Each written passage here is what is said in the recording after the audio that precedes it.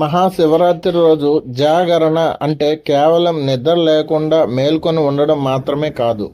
జన్మకో జాగరణ అని పెద్దల మాటలో గాఢమైన అర్థం దాగి ఉంది. జాగరణ అనగా భగవంతుని దగ్గరగా ఉండడం, శివనామస్మరణతో మనస్సును లీలమయ్యేలా చూడడం. కొందరు జాగరణ అంటే సినిమాలు చూడడం, ఆటలాడడం, అలా మేల్కొని ఉండడం అనుకుంటారు.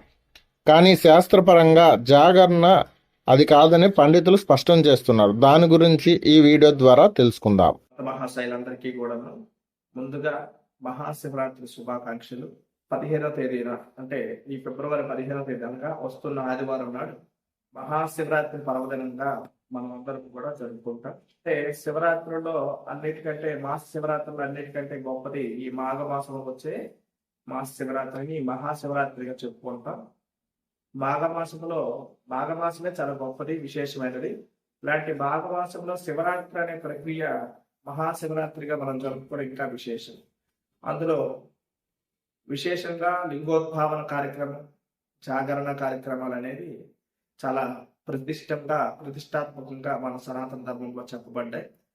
ప్రతి ఒక్క వ్యక్తి కూడాను తన జీవితంలో ఆధ్యాత్మిక వైపు అడుగులు వేయడానికి, ఆధ్యాత్మిక శక్తిని పెంపొందించుకోవడానికి ఉపయోగపడే ఒక ఉత్కృష్టమైన మార్గం మన మహాశివరాత్రి. అయితే మహాశివరాత్రి నాడు ప్రత్యేకంగా చేసేది జాగరణ. ఉపవాసంతో కూడిన జాగరణ సర్వ ఉత్కృష్టమని చెప్పబడుతున్నది. జాగరణ అంటే భగవంతుడికి దగ్గరగా ఉండడం. అదేవిధంగా భగవంతుడి యొక్క సమయము, నిశాచర సమయంలో భగవంతుడి సాధనకి బాగుంటుందని పెద్దల యొక్క నానుడి. చాలా మంది యోగులు, మహాత్ములందరూ కూడా బ్రహ్మీ ముహూర్తమని లేదా రాత్రికాల సమయంలో చాలా మంది ధ్యానం చేసుకునేది ఉంది. ఎందుకంటే ఆ సమయంలో ప్రకృతి, విశ్వం అంతా కూడా ప్రశాంతంగా ఉంటుంది.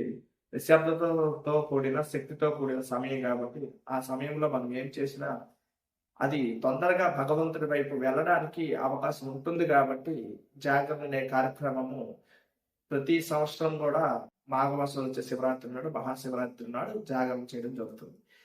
జన్మకో జాగరణ అనే పెద్దలు చెప్పే మాట ఉంటుంది. జాగరణ అంటే మెలకుతో ఉండడము అంటే భగవంతుడితో ఎరుకుతో సాధన చేయడం.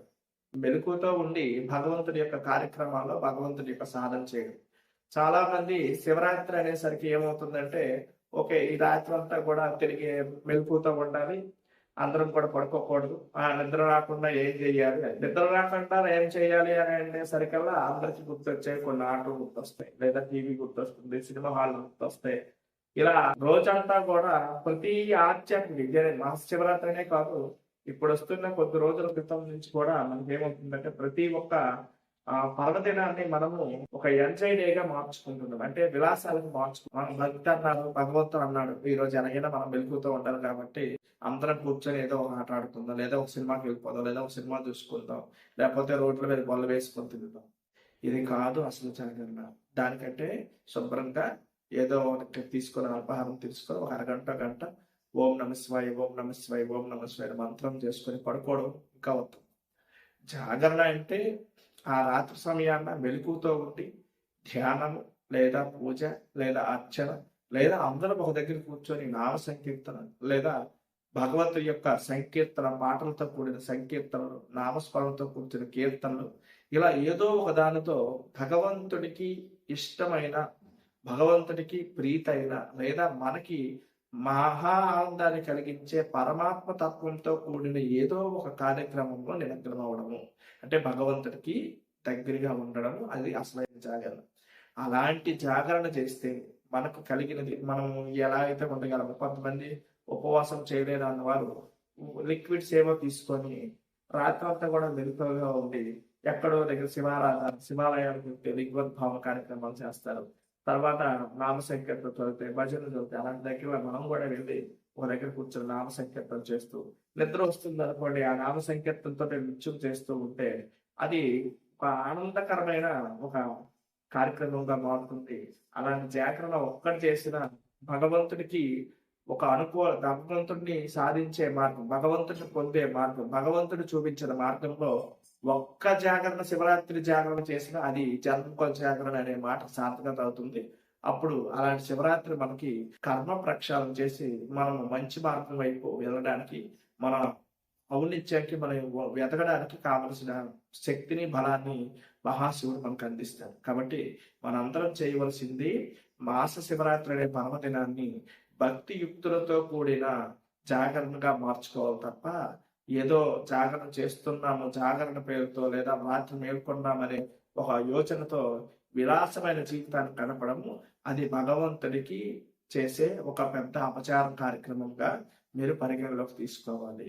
ఎక్కువగా యువతకి తెలియక చేస్తున్న తప్పులు. కాబట్టి తెలిసి ఎక్కువగా ఏ దేవాలయంలోకి వెళ్తే, ఎక్కడికి వెళ్ళినా ఆ రోజు విశేషంగా కార్యక్రమాలు జరుగుతాయి. అక్కడ ఆ కార్యక్రమాల్లో మీరు అందరూ కూడా భక్తి శ్రద్ధలతో పాల్గొనండి. అందులో ఉండే ఆనందాన్ని అనుభవించండి. ఒక్కసారి అలాంటి ఆనందాన్ని అనుభవిస్తే మళ్ళీ మళ్ళీ వదలలేదు. ఎప్పుడు శివరాత్రి వస్తుందా, అలా నామస్మరణ చేస్తామా, అలా సంకీర్తన చేస్తామా, అలా జపాలు చేస్తామా, లేదా హోమాలు చేస్తామా, లేదా అభిషేకాలు చేస్తామా అనే ఆలోచన కలుగుతుంది. అలాంటి పర్వదినాల్లో తెలుసో తెలియకో చేసిన భక్తి పారవశ్యంతో చేసిన నామ సంకీర్తన గాని, అభిషేకం కానీ, అర్చన గాని, పూజ గాని కొన్ని వేల రెట్లు ఫలితాన్ని ఇస్తుంది. తెలిసి చేస్తే ఇంకా మంచిది. కనీసం తెలియక చేసిన పెద్దవాళ్ళు ఎవరో చెప్పారు కాబట్టి ఓం నమ శివాయ అనే మంత్రాలు చెప్తాను, లేదా శ్రీమాత్రం చెప్తాను, విష్ణు సహస్రనామం చదువుకుంటాను, లేదా ఇంకా ఇంకా భజన కార్యక్రమాలు చేసుకుంటాము. ఏదో ఒక రకంగా కాలక్షేపం అనేది ఒక దేవాలయంలో, ఒక గురు సన్నిధిలో, లేదా ఒక ఆశ్రమ సన్నిధిలో, లేదా ఇంటి దగ్గరికే 10 మందిని పిలుచుకొని ఒక పండగ వాతావరణంలో ఒక ఆధ్యాత్మిక వాతావరణం మార్చుకొని గడపండి తప్ప ఇంకో అన్నిదా కార్యక్రమాలు ఏది పెట్టద్దు. అది అపచారం అవుతుంది.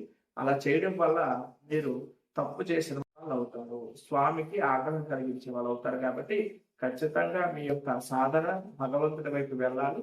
అలాంటి సాధన విశేషమైన ఫలితాన్ని శక్తినిస్తుంది.